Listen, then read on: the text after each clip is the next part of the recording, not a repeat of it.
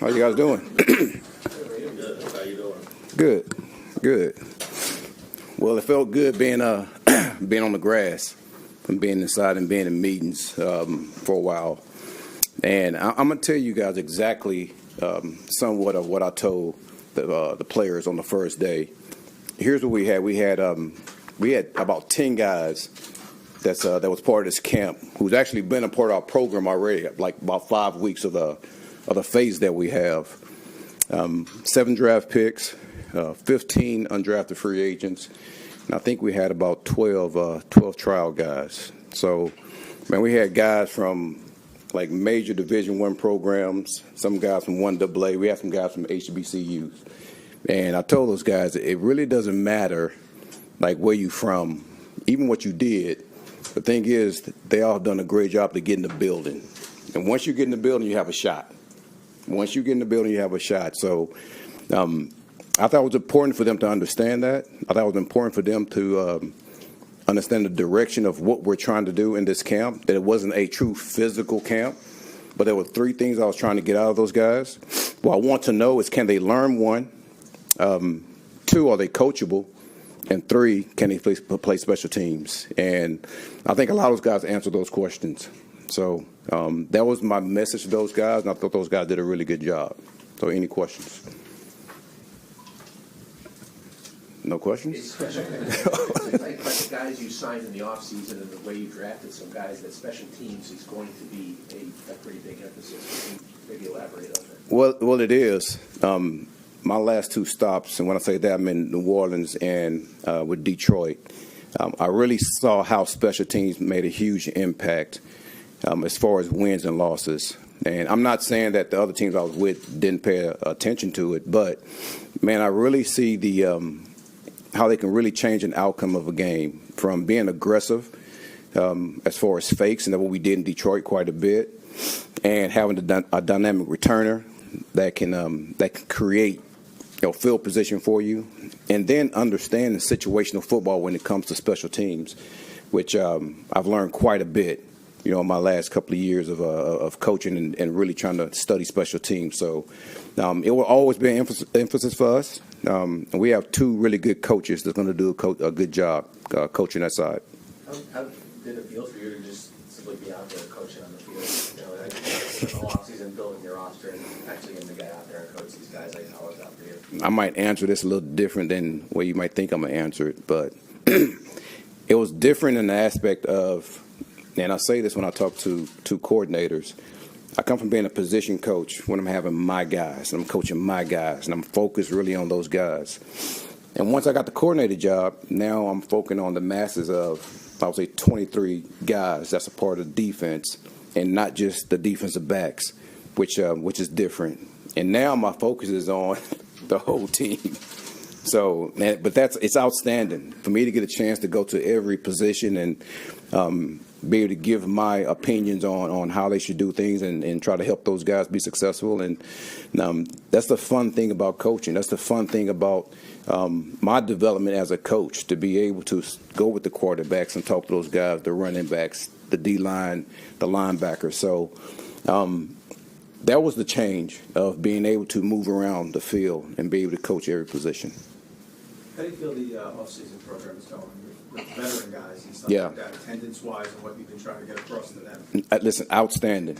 I think those guys have done a hell of a job of understanding what we're trying to create. I think we had over 90% in phase 1. And going into phase 2, we're up to about 94%. So I give those guys a lot of credit of understanding like what we're trying to create and just buying in to what we're selling.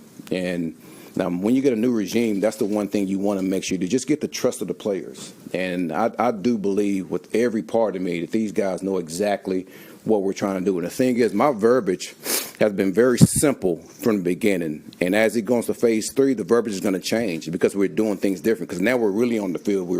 There's some competitive moments out there. And then exactly how I see the identity of the team going forward, because we're on the grass at that point. What is it that you're trying to create? Say it again? What is it that you're trying to create? Well, the first 2 phases, I was really focusing on strength and condition. I think I told you guys that. early. And I did not want those guys really thinking much about scheme. I didn't want them thinking about Super Bowl, all that stuff. I just want you to think about strength and conditioning, also how we're going to build this culture and how we're going to get the building environment the way we want to. And once you start to go into phase 3, now you start to look at, like, what is this identity of this team is going to look like? And don't ask me because I'm not going to tell you. But I'm going to start verbalizing that to these guys because we're on the grass and we're competing against each other. And I want those guys to know exactly who we are. And I think that's the best way to do it, to teach it in stages instead of putting everything on those guys. And they're buying in. They're completely buying in. I give a lot of credit to those guys. I'm happy with what they're doing. Aaron, just to get back to what you're talking about, the transition to being a head coach. Yeah. Did you find that a little difficult at all? It seemed like you're like a layer removed. Did you miss having your hands on things? A couple of times I saw you, you had your hands on your knees and you were ready to take a rep. I was probably tired. No, but that transition is always tough. I just talked about that before, from being a DB coach to a coordinator to head coach. But I give a lot of credit, man, to Dan Campbell of putting me in positions to be head coach, for the Lions on certain situations, and for him putting me in front of the room, for him asking my advice on how practice should go. So it was really a seamless transition for me to script practice. It was a seamless transition for me to be in front of the team. So all those things he's done, man, actually prepped me to be in this position. So I give him a lot of credit for that. It's only they're running around in shorts with no pads, but a couple of your pass-catching guys with Mason and Arian Smith. Any instant takeaways from those two guys? Listen, Aaron has some juice, don't he? God, he can run and he's bouncy, and he's a really good athlete. And I thought the first day he went out there and he was really focused on making sure that I see through the ball and make sure I could bring it in. I think he did a good job yesterday catching the ball. Mason is exactly who we thought he was. He has dynamic movements. He can really catch the ball. He did a good job catching the ball away from his body. He's quick to bring it in and get north and south, exactly like we want, which we call knifing. So listen, I'm happy with both of those men, and there's a clear vision of how we're going to utilize those guys, and I'm glad they're on our team. Take a couple more. AG, if I can go back to Dan, you talking about what he did for you. Yeah. Was he doing that for you? Was he doing that for the betterment of the Detroit Lions? Yeah. Was it some mixture of that? And how do you take that moving forward now as a head coach? You know what? I do think it was a mixture. I think he, in the back of his mind, he was prepping me to be in this position. But also, I think he knew I had the ear of the team also, not just the defense. Because I vibe with those guys on the offense quite a bit. And I think I've said this before. Every morning at 7:30, J-Mo was in my office, and we would sit there and talk. So I do agree with that. I think it was a little bit of both. Now that I actually look back and just think about the positions that he put me in. But again, like, I give him so much credit for making this a seamless transition for me to stand here and be the head coach of this team. Can you speak about the way Mamu moves at 3:30? I could easily say dancing bear, but everyone says that. But he's an agile, gifted, big man with measurables that everybody wants when it comes to offensive linemen, and he's only going to get better.